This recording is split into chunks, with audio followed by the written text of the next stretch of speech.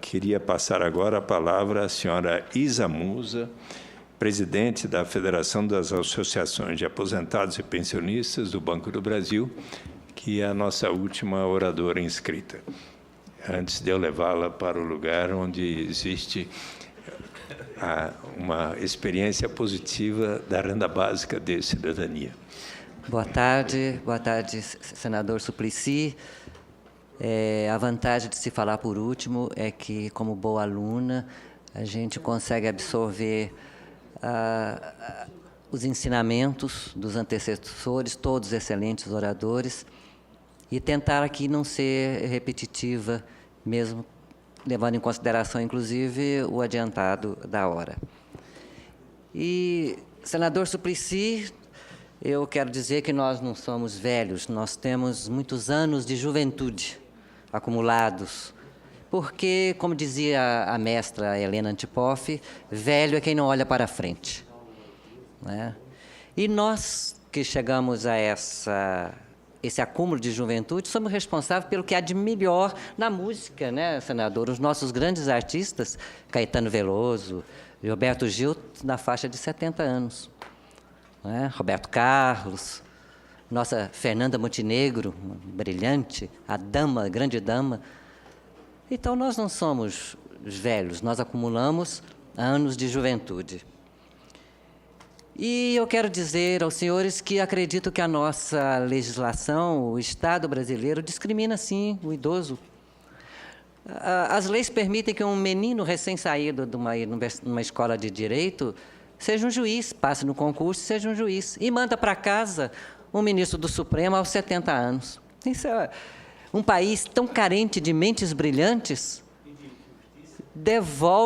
e de justiça, devolve para o lar uma cabeça brilhante aos 70 anos e permite que um garoto sem experiência de vida possa ser um juiz e julgar crimes e julgar questões trabalhistas que interferem na vida de famílias.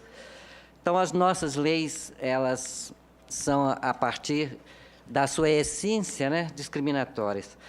E não protegem, de fato, não seria necessário nenhuma lei complementar se, basicamente, a Constituição fosse respeitada nos direitos à dignidade humana. A mesma dignidade humana que tem que ter a criança, o adolescente, o idoso, o consumidor, mas tem que ter um código de consumidor, um estatuto da criança e adolescente, e tem que ter um estatuto do idoso. São leis complementares que são a necessidade que o Estado tem de impor as suas normas para fazer com que o cidadão as cumpra. E este cidadão, alijado dos meios de comunicação, pela deficiência da nossa educação, inclusive dos recursos econômicos, muitas vezes não tem conhecimento dos seus direitos. Então, é por isso que não procuram um conselho de idoso municipal, um conselho de idoso estadual, um conselho de idoso federal. Falta o conhecimento. E as pessoas podem dizer, aquele que não conhece a lei, isso não é justificativa. Não, é justificativa, sim. Porque cabe ao Estado dar condição para que os direitos fundamentais da pessoa humana sejam difundidos e estejam ao alcance de cada cidadão deste país. Mas a lei não tem a eficácia necessária. Nós estamos envelhecendo e isso cobra do Estado brasileiro uma atitude mais proativa. A família brasileira está despreparada para cuidar dos seus idosos. Em muitos casos, é com aposentadorias dos idosos que são mantidos os filhos, os netos, que voltam para casa pela dificuldade de conseguir um emprego. Então, é aquela imagem do velho que já cumpriu todas as suas etapas de vida, está em casa, recebendo aposentadoria e usufruindo do seu lazer, isso não tem sido mais a tônica neste país. Nossos jovens estão voltando para casa para viver sob a dependência dos pais, dos avós. Há casos de avós pagando pensão a neto. Tá? O governo e a sociedade jamais precisariam setorizar o direito, né? A grande dificuldade do abuso do direito dos idosos é principalmente o desconhecimento. Eu acredito, e talvez por ser a última a falar, que talvez seja interessante colocar algumas sugestões, é que as diferentes organizações da sociedade poderiam procurar fazer este trabalho de conscientização, gerenciar mais as suas ações das universidades abertas, das ONGs, dos conselhos, para a parte informativa de conscientização do idoso. Um passo mais adiante seria o próprio Ministério Público sair da sua atuação passiva e passar a agir proativamente, buscando verificar onde o direito do idoso está sendo corrompido, não está sendo observado. Buscasse a infração, fiscalizasse, estivesse em busca constante das transgressões que não só as pessoas, mas o Estado faz. E eu digo que o Estado é também um discriminador do idoso, no momento em que nós somos aqueles que pagam mais a planos de saúde, não é verdade? Somos os que mais pagamos aos planos de saúde. E somos mais necessitados da cobertura, e essa cobertura falta. Os planos de saúde privados pecam pela falta de médicos credenciados, pela falta de hospitais credenciados. O idoso não quer prioridade para embarcar em avião, não, isso é bobagem. Nós queremos prioridade de ter as consultas marcadas a tempo e a hora, e que seja respeitado as leis que dizem que tem prazos para que se marque uma consulta. Não são respeitados. O idoso não quer o direito de sentar lá na frente no ônibus, ou embarcar primeiro no avião, ou não precisar da fila do banco, pode ir direto ao guichê. Nós queremos ter acesso rápido e urgente. E de justiça, devolve para o lar uma cabeça brilhante aos 70 anos e permite que um garoto sem experiência de vida possa ser um juiz e julgar crimes e julgar questões trabalhistas que interferem na vida de famílias. Então, as nossas leis, elas são, a partir da sua essência, né, discriminatórias. E não protegem, de fato, não seria necessário nenhuma lei complementar se, basicamente, a Constituição fosse respeitada nos direitos à dignidade humana. A mesma dignidade humana que tem que ter a criança, o adolescente, o idoso, o consumidor, mas tem que ter um código de consumidor, um estatuto da criança e adolescente, e tem que ter um estatuto do idoso. São leis complementares que são a necessidade que o Estado tem de impor as suas normas para fazer com que o cidadão as cumpra. E este cidadão, alijado dos meios de comunicação, pela deficiência da nossa educação, inclusive dos recursos econômicos, muitas vezes não tem conhecimento dos seus direitos. Então, é por isso que não procuram um conselho de idoso municipal, um conselho de idoso estadual, um conselho de idoso federal. Falta o conhecimento. E as pessoas podem dizer, aquele que não conhece a lei, isso não é justificativa. Não, é justificativa, sim. Porque cabe ao Estado dar condição para que os direitos fundamentais da pessoa humana sejam difundidos e estejam ao alcance de cada cidadão deste país. Mas a lei não tem a eficácia necessária. Nós estamos envelhecendo e isso cobra do Estado brasileiro uma atitude mais proativa. A família brasileira está despreparada para cuidar dos seus idosos. Em muitos casos, é com aposentadorias dos idosos que são mantidos os filhos, os netos, que voltam para casa pela dificuldade de conseguir um emprego. Então, é aquela imagem do velho que já cumpriu todas as suas etapas de vida, está em casa, recebendo aposentadoria e usufruindo do seu lazer, isso não tem sido mais a tônica neste país. Nossos jovens estão voltando para casa para viver sob a dependência dos pais, dos avós. Há casos de avós pagando pensão a neto. Tá? O governo e a sociedade jamais precisariam setorizar o direito. Né? A grande dificuldade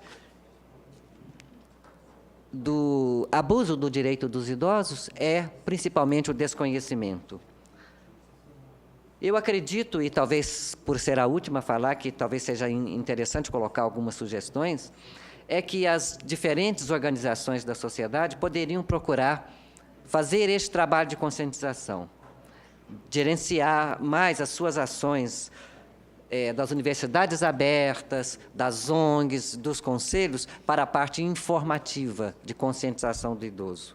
Um passo mais adiante seria o próprio Ministério Público sair da sua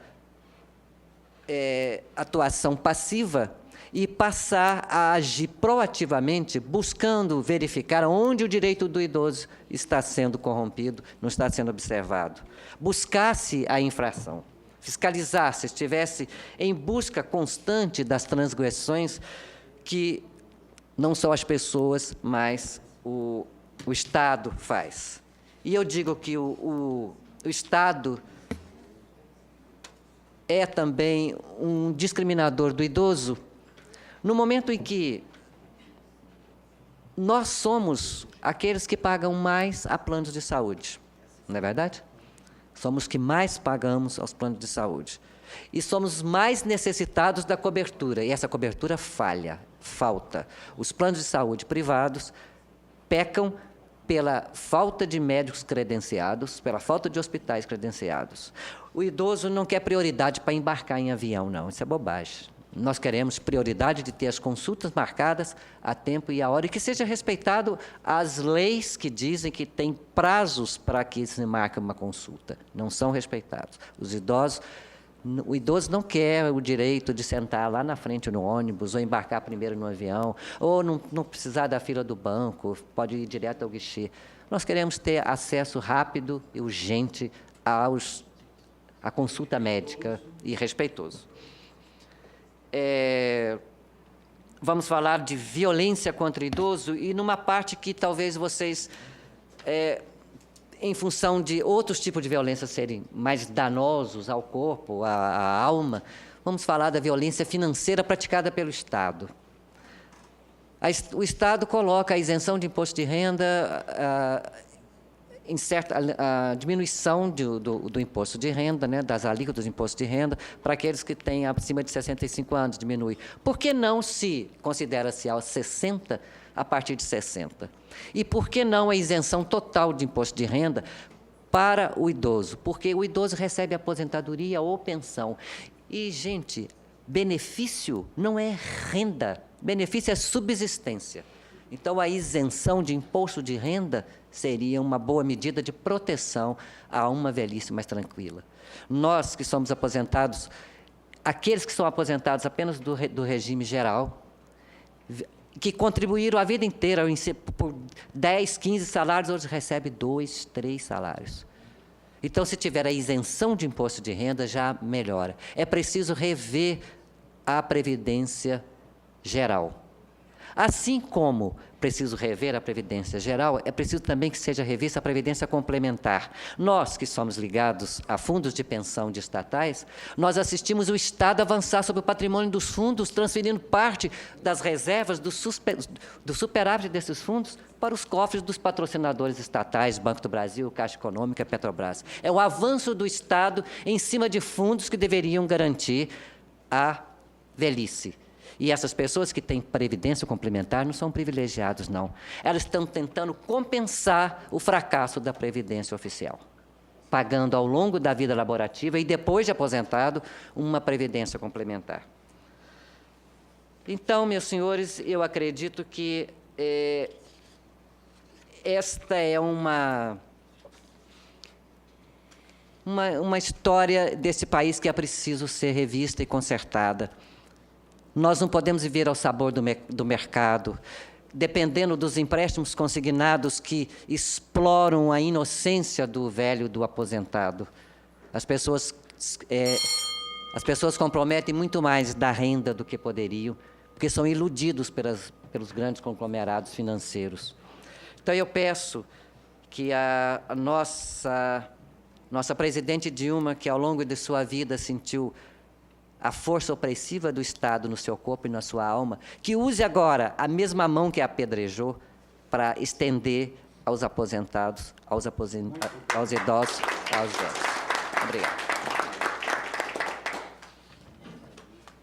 Muito obrigado, senhora Isa Musa, presidente da Federação das Associações de Aposentados e Pensionistas do Banco do Brasil, por sua colaboração, diagnóstico que faz da situação dos idosos. Vossa Excelência, a senhora fechou assim fez uma síntese muito boa do sentimento que foi expresso desde o primeiro depoente, a senhora Carla também, e acho que se casou muito, mas eu fiquei de levá-la agora ao lugar onde se iniciou uma experiência interessante daquilo que se chama a renda básica de cidadania.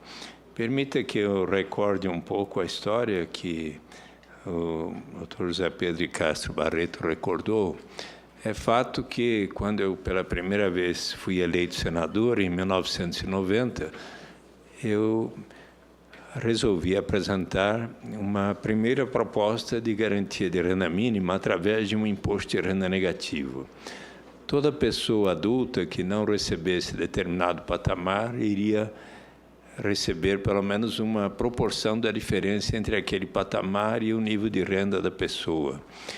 A proposta foi aprovada em dezembro de 1991 aqui no Senado, por consenso.